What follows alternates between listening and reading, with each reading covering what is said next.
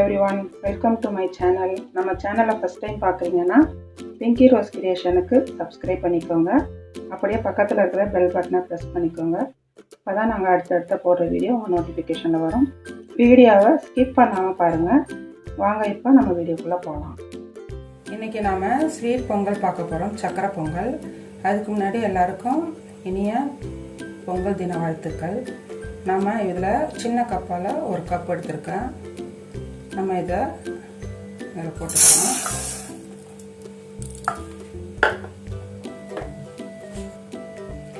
Measurement கப்பில் 1/4 cup measurement கப்பில் ஃபுல்லாக ஒரு கப்பு கடலைப்பருப்பு எடுத்துக்கிறேன். அதே கப்பால் 1/4 கப்பால் ஒரு கப்பு வந்து பாசிப்பருப்பு. இது போட்டாக்கா ரொம்ப அந்த நல்லா ஒரு க்ரீமி பதத்துக்கு இருக்கும். அதுக்காக இது சேர்த்துக்கிறது. இதில் ஒரு கப் போட்டுப்போம். இப்போ இதை நல்லா நம்ம தண்ணி போட்டு 2-3 ட்ரிப்பு நல்லா கிளஞ்சிக்குவோம். ஒரு 2-3 டைம்ஸ் நல்லா வாஷ் பண்ணிக்கணும். இதை நான் இதில் 4 டம்ளர் தண்ணி எடுத்துருக்கேன். இதில் போட்டுக்கலாம். குக்கரில் தான் நம்ம பண்ண போகிறோம்.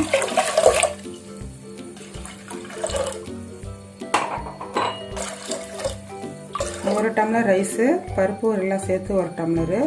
அப்போ நான் 1:2 ரேஷியோவில் நான் வந்து 4 டம்ளர் தண்ணி போட்டிருக்கேன். கொஞ்சம் கூடுதலாக வைக்கணும், ஏன்னா இது நல்லா குழஞ்சி போனால் தான் பொங்கல் வந்து நல்லாயிருக்கும். அதனால் நான் கொஞ்சம் தண்ணி போட்டுக்கிட்டேன். இப்போ இதில் சால்ட்டு போட்டு நம்ம மூடி வச்சுருவோம்.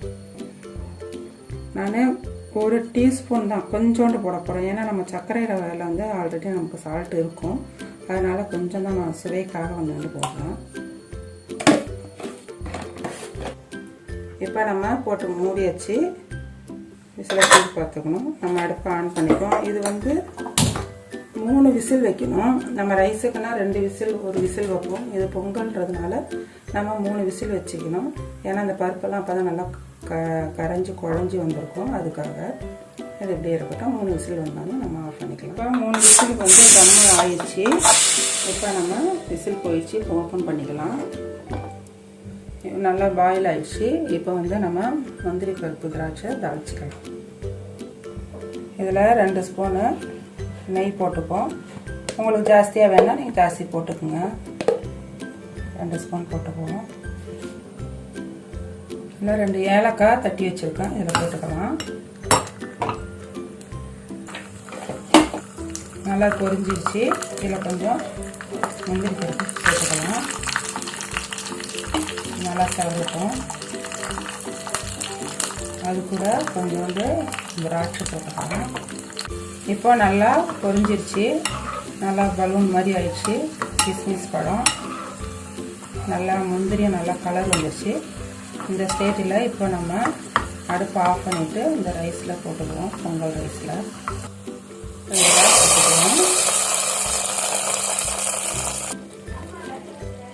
கொஞ்சம் சர்க்கரை உங்களுக்கு எவ்வளோ வேணுமோ அவ்வளோ இனிப்புக்கு போட்டுக்கோங்க. நான் இதில் வந்து நல்லா ஒரு பெரிய கட்டியாக ஒரு கட்டி எடுத்து நான் வந்து பொடிச்சு வச்சுருக்கேன். இப்போ இதை ரைஸில் சேர்த்துக்கலாம்.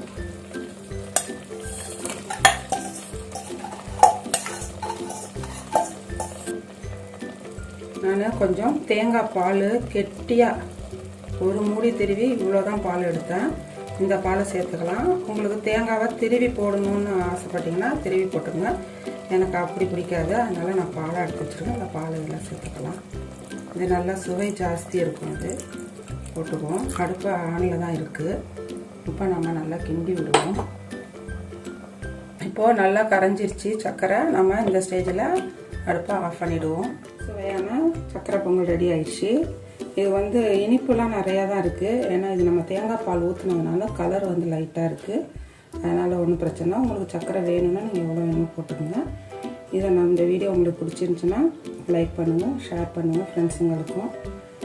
சப்ஸ்கிரைப் பண்ணிடுங்க. சப்ஸ்கிரைப் பண்ணிவிட்டு பக்கத்தில் இருக்கிற பெல் பட்டனை ப்ரெஸ் பண்ணிக்கோங்க. அப்போ தான் நாங்கள் அடுத்தடுத்த போகிற வீடியோ உங்கள் நோட்டிஃபிகேஷனில் வரும். ஒன்ஸ் அகெயின் விஷ் எ ஹாப்பி பொங்கல். இந்த தை திருநாளில் நமக்கு எல்லாமே நல்லா தான் நடக்கட்டும். இந்த வருடம் வந்து போன வருடம் மாதிரி இல்லாமல் வியாதி எதுவும் இல்லாமல் மக்கள் நலமாக வாழ நம்ம கடவுளோட பிரார்த்தனை பண்ணிப்போம். தேங்க்ஸ் ஃபார் வாட்சிங்.